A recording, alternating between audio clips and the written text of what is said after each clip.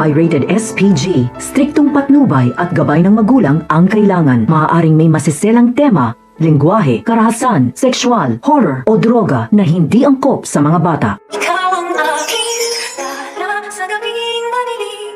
Ikaw ang bawat sana sa lahat ng hiling. Sagot sa akin.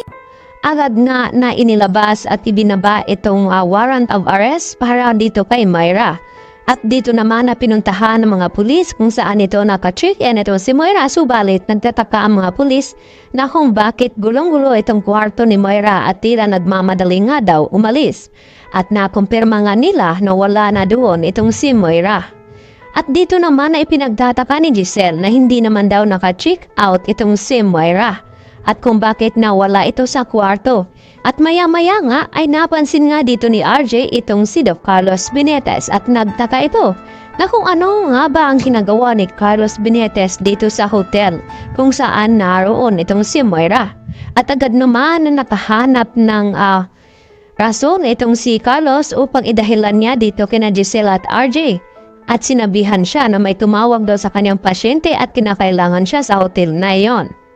Subalit yun pala ang pakay dito ni Carlos na tulungan nga itong si Moira at nakipagkita ito. At dito tinanong ni Carlos si Moira na kung may visa ba daw siya sa Japan. At kayang-kaya daw siyang bigyan ng bagong identity ng kaibigan ni Carlos doon. At passport. At dito naman na sumang-ayon itong si Moira. Kaya naman pala makakapunta itong si Moira sa Japan. Subalit ay hindi niya ito magtatakasan itong kaso na inihain at isinampa dito ni RJ at Giselle sa kanya. Dahil naroon nga itong si Lynette at Annalyn. At makikita ni Annalyn itong si Moira doon. At yun nga ay mapagdudahan nila na ang tumulong at kasabwat ni Moira upang tumakas ay walang iba kundi itong si Carlos Benitez.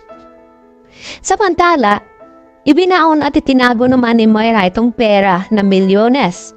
At dito nga may matanda na lalaki na nakapansin sa ginawa ni Moira at agad na kinuha ng lalaki ito at inireport dito sa kapulisan at dinala niya ang pera na iyon dahil duda ng matandang ito na galing daw ito sa masama at tama nga ang kanyang hinala. At ipinakita nga ng mga pulis ang larawan kung itong babaeng ito ang naglagay roon.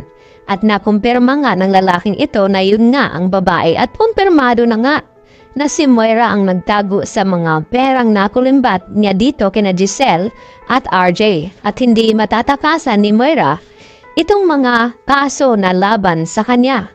Kaya halog-hugi naman ng mga kapulisan kung saan lupalop itong si Moira magtatago at hindi niya pa rin matatakasan ang batas na para nga sa kanya.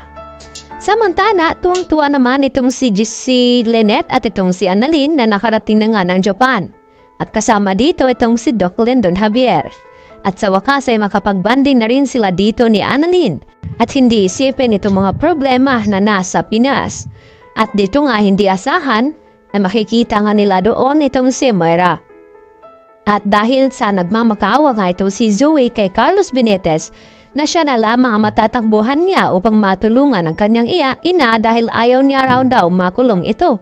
Kaya hindi naman nag-atubiling bigyan ng tulong itong si Carlos kaya isinasantabi niya muna ang pagpunta ng Japan at manatili dito sa Pinas kung saan dinadahilan niya dito kay Annalyn at Lynette na may mahalaga daw siyang pasyente na kailangang iligtas at susunod na lamang daw itong si Carlos doon. At agad naman na pumayag din itong si Lynette at ganoon din itong si Annalyn dahil trabaho nga ang idinadahilan ni Carlos at mas mahalaga nga iyon. Kaya hindi na nagpatumbik-tumbik pa itong si Carlos at agad na pinuntahan itong si Zoe. At dito niya nakita kung papaano na tila nasaktan ng husto itong si Zoe sa mga nangyayari sa kanya ngayon.